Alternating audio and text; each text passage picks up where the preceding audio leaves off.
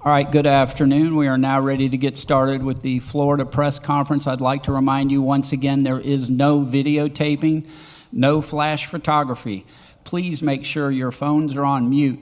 Once we start taking questions, please raise your hand. Once I acknowledge you, we'll get you a microphone, and then you can ask your questions. We'd like to start with an opening statement from Coach Golden. It's a great win for our program. The time was now for us to take that next step. Getting Florida basketball back where it belongs, and being in the Sweet 16 is a great step in the right direction. Incredibly proud of our players, especially I should say these two guys next to me, but the whole roster as well. We made winning play after winning play down the stretch in the last 6 minutes.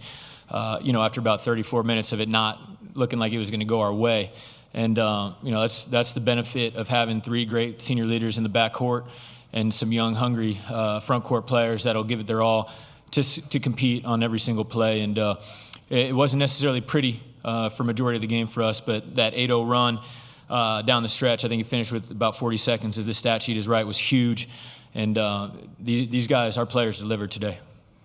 All right, at this time we're going to open. And then what do you think changed the last 8 to 10 minutes that he played like an All-American? Yeah, obviously they were bothering him just with some pressure, and I think what he said had some merit in the sense of, just he was making some uncharacteristic mistakes, some turnovers that we haven't seen for a majority of the year. Not as strong with the ball as he usually plays with. But what makes Walter so special just is his ability to stay even-keeled regardless of how he's doing, whether it's great or not so great. And, his ability to continue to lock in and stay the course. And obviously over the last 8 minutes, I thought he did a great job of just kind of taking what the defense gave him, stepping up. His confidence level never wavers regardless of what's going on, and hitting huge shots that allowed us to capitalize and win the game. Okay, we're on the edge here, then we're there, and there. Hey, Todd. Jamie Shaw with On 3. A lot of people are talking about this kind of roster construction and the format of this team and everything. As you were going through the process of putting these pieces together and everything, what were some big things that you were kind of looking for in these players to kind of put this roster together? Yeah, backcourt players that can, obviously play out of the ball screen, good catch and shoot guys, good decision makers, and in the front court, guys that you can throw the ball to and let them make some good decisions out of DHO games and understand, how the defense is playing and try to take advantage of it. And our front court is really, really good with the ball in their hands, making reads, making decisions, and we're fortunate enough to really have 5 guys. Sam was a little banged up, and he's coming back, and he was able to do that for us most of the year. But all 5 of those guys are capable of kind of catching the ball in the middle of the floor and making a decent read and a decent decision. Our front court's long, athletic. They do a good job.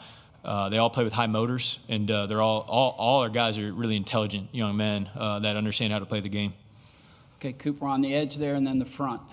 Chip Patterson, CBS Sports. You spoke yesterday about your expectation and what you were going to get from UConn, them leaning on their championship pedigree. How did the performance either meet or exceed your expectations from what you saw out there today? Yeah, I thought it met what we expected. A team that, maybe wasn't at the same level as it had been the last 2 years, but came into March Madness expecting to win games. And as we had said, they had multiple guys. I think a Caravan is an incredible winner, a guy that's won so many games in college. And they had a couple of those guys out there. Giara has won a lot for them. Guys that are used to winning at this time. As we said, they've won. They had won 13 games in a row, and they played like it. We got off to a good start. It didn't bother them that much. I thought they played really composed. They ran really good offense. They bothered us a lot that way all game. But credit to our players, because when it was, kind of nut-cutting time, they stepped up and made big plays. And, I think it was more about our guys stepping up and winning the game than, UConn not, pushing through. Our guys made big-time winning plays down the stretch. Okay, front row in the corner. Coach, Barks Neto locked on UConn. It looked like at the end of the game, Dan and you had an embrace, and it was longer than usual. Can you share anything he said? It almost felt like a passing of the torch, in that respect, where maybe he's wishing you the best. And I'm just curious what you guys talked about. Coach Hurley and I have great respect for each other. Obviously he sees me as a kind of up-and-coming coach, and probably sees a lot of himself in me in terms of being a fiery competitor and someone who runs a great program and does it the right way. And he was he was very gracious and very respectful, and gave a great message of, hey, congratulations, I'm pulling for you guys. Let me know if you need anything moving forward. But it meant a lot, and the way that he handled the ending of the game with such graciousness, such grace, I should say. I really appreciate it. Okay, front row over here, Jaden, and then we're going back, and then you. You and Coach Hurley are contrasting styles in the way you react during the game. What's that? You guys are a contrast in styles the way you handle it during the game. Sometimes. What was kind of going through your mind as it went? And you obviously have a lot of trust in these guys, but when it was getting kind of a little shaky at times, what was this kind of your message, I guess? Yeah, it was truth, just to stay the course. We were, and a lot of it had to do with UConn, but we were doing some uncharacteristic things that we simply haven't done, for a long time. We were loose with the ball in the first half. We didn't rebound great. And those are kind of the hallmarks of our program that make us consistent and raise our floor. And again, I thought UConn did a good job bothering us that way. And second half, we got off to a decent start, and then they pull away. I think they got up to 7 and 6, I guess. That was their biggest lead, it says. But they kept it 4, and we just couldn't seem to push through and get on top of them.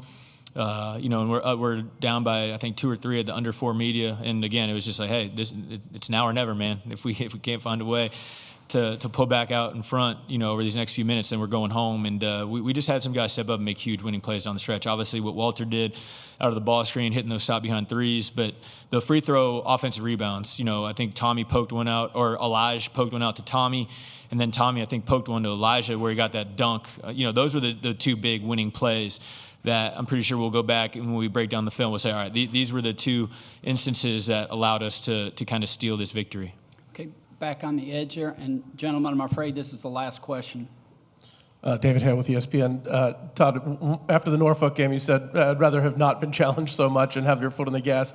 I wonder, as you talk about taking that next step today, did the way you were challenged by UConn and doing it against them, was this sort of a meaningful, not just the win, but the way that the win happened, meaningful in building that championship pedigree you're trying to create here? Yeah, I hope so. We stepped up and won a big game when it wasn't necessarily going our way. And our guys have been pretty mentally tough all year. They've done a good job of staying the course and kind of staying level-headed. And we all know the reality. If you're going to make a deep run in March, you got to catch some breaks and you got to win some games like this to be able to push through and stay alive. And theoretically, beating a team like UConn that's used to winning this time of year in the fashion that we did should be really good for us moving forward.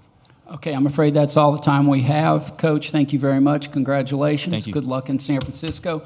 We should be starting the UConn.